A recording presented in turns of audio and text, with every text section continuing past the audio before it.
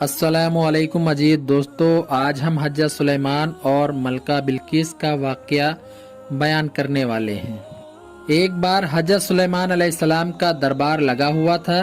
सभी इंसान, जानवर, परिंदे, जिन्नात दरबार में हाजिर थे, लेकिन एक परिंदा जिसका नाम हुदहुद है वो दरबार में मौजूद नहीं था। हजरत सुलेमान अलैहिस्सलाम को जब पता चला कि हुदहुद दरबार में हाजिर नहीं है तो हजरत सुलेमान अलैहिस्सलाम बहुत नाराज हुए।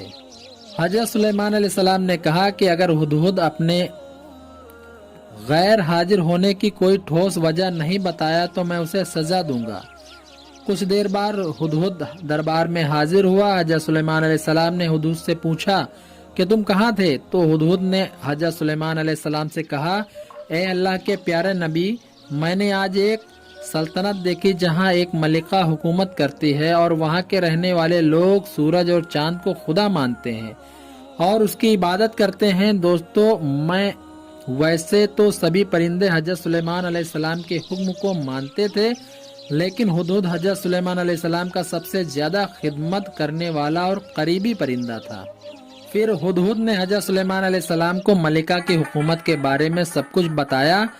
आज भी ये वाक़या तारीख में मशहूर है, जिसे हम सब सबा की रानी मलिका बिल्किस के नाम से जानते हैं। हुदहुद ने बताया कि मलिका बिल्किस एक बहुत बड़े तख्त पर बैठकर अपनी हुकूमत चलाती है और जो कुछ एक बादशाह के पास होने चाहिए वो सब उसके पास है, लेकिन वो और उसकी कौम चांद, सूरज और सितारों की इबादत करते हैं और उसे अपने खुदा मानते हैं। उसके बाद हजरत सुलेमान अलैहिस्सलाम ने मलिका बिल्किस के नाम खत लिखा और हुदहुद उस खत को लेकर मलिका बिल्किस के पास गया।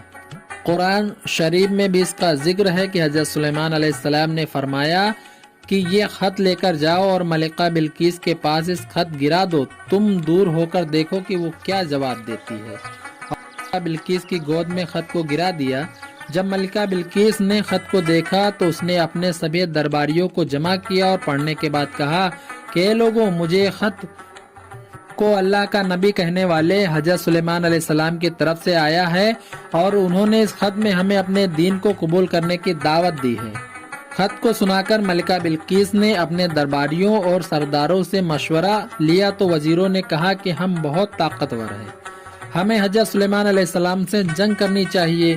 उस वक्त मलिका बिल्किस ने अपने वजीरों और दरबारियों को समझाया कि जंग करना सही नहीं है, क्योंकि जंग से सिर्फ नुकसान होने वाला है, इसमें किसी तरह से हमारा फायदा नहीं है। मलिका बिल्किस ने कहा, बेहतर तरीका ये है कि कुछ खजाने और कुछ तोहफा हजरत सुलेमान अलैहिस्सलाम के पास भेज देते हैं। अगर वो सच में अल्लाह के नबी हैं तो हमारे इस तोहफे को कबूल नहीं करेंगे और हम लोगों को अपने दीन में फिर से दाखिल होने के लिए कहेंगे, और अगर वो सिर्फ बादशाह होंगे तो हमारे तोहफे को कबूल कर के हमें दोबारा अल्लाह पर ईमान लाने के लिए नहीं कहेंगे। उसके बाद मलिका बिल्किस ने हर तरह के खजाने और तोहफे हजरत सुलेमान अलैहिस्सलाम की बारगाह में भेजने का इंतजाम कर लिया।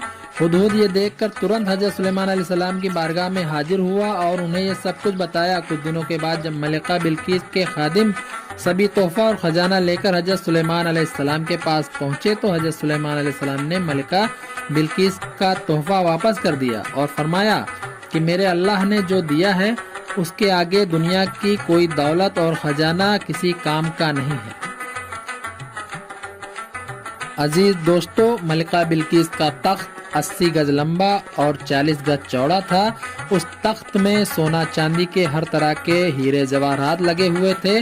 जब सबा की मलिका बिल्किस के तोहफे और खजाने को हजरत सुलेमान अलैहिस्सलाम ने वापस किया तो उन वजीरों ने सुलेमान अलैहिस्सलाम से कहा कि मलिका बिल्किस से कहो कि वो अल्लाह के डरे और उस पर ईमान लाए और उसकी इबादत करे और मेरी बारगाह में आए। उसके बाद हजरत सुलेमान अलैहिस्सलाम ने अपने दरबार में ऐलान किया कि ए दरबारियों, तुम लोगों में से ऐसा कौन है जो मलिका बिल्किस के आने से पहले उसके तख्त को यहाँ हाजिर कर दे।